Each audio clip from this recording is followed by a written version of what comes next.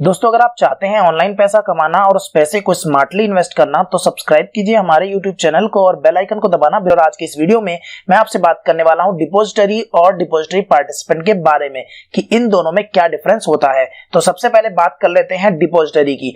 Depository basically एक ऐसा institution है या हम बोले एक ऐसी ऑर्गेनाइजेशन है जो सिक्योरिटीज को डीमेटलाइज फॉर्म यानी कि डीमेट फॉर्म में होल्ड करती है।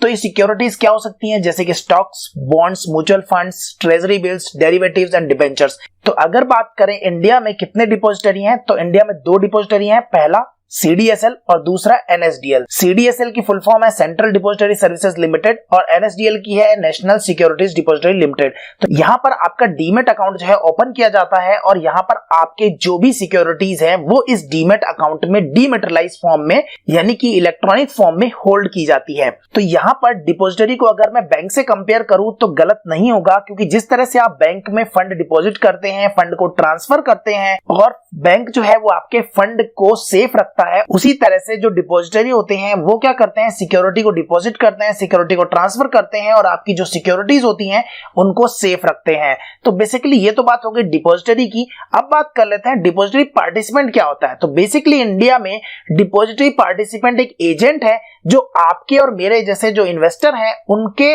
और डिपॉजिटरी के बीच में एक मीडिएटर का काम करता है। तो इंडिया में बहुत सारे डिपॉजिटरी पार्टिसिपेंट हैं, जैसे Zerodha, ICICI direct, Upstox, HDFC securities, angel broking. इस तरह से बहुत सारे डिपॉजिटरी पार्टिसिपेंट्स हैं जो कि एक एजेंट यानी कि एक मीडिएटर का काम करते हैं आपके और डिपॉजिटरी के बीच में। तो यहाँ पर जब भी आपको डीमेट अकाउंट ओपन कराना होता है तो आपको इन्हीं डिपॉजिटरी पार्टिसिपेंट्स के पास जाना होता है और इनसे डीमेट और ट्रेडिंग अकाउंट खुलवाना होता है। तो बेसिकली ये जो डिपॉजिटरी पार्टिसिपेंट्स होते हैं ये आपको एक ट्रेडिंग अकाउंट ओपन करके देते हैं जहां पर आप लॉग इन करके शेयर्स को बाय या सेल कर सकते हैं। उसी तरह से ये एक डीमेट अकाउंट ओपन करा के देते हैं CDSL या NSDL में, जहां पे आप अपने शेयर को होल्ड करके रख सकते हैं।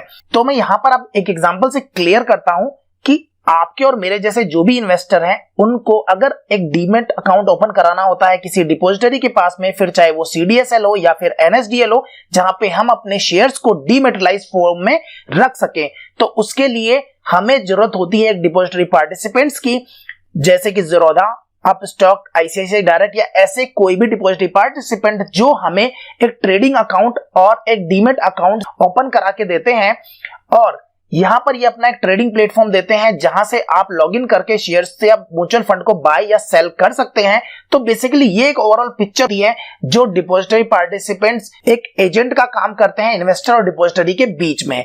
तो आई होप आपको यहां पर समझ में आ गया होगा कि डिपॉजिटरी पार्टिसिपेंट्स कौन है, यानी कि जिसे हम DP भी कहते हैं, और डिपॉजिटरी कौन है।